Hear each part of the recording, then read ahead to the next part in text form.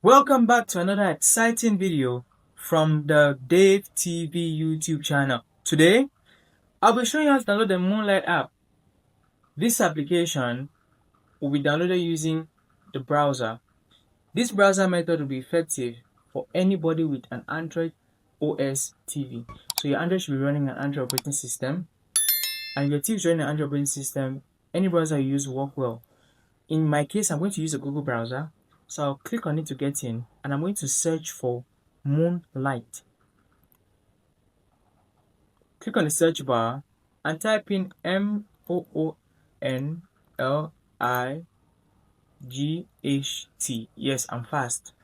Very fast because I'm using my mouse to navigate this browser.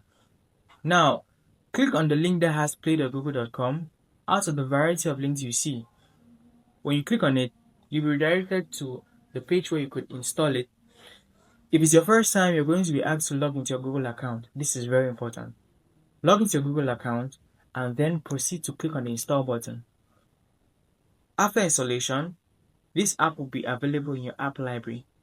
The installation process will take the app straight into your app library and you can enjoy it on your Android TV.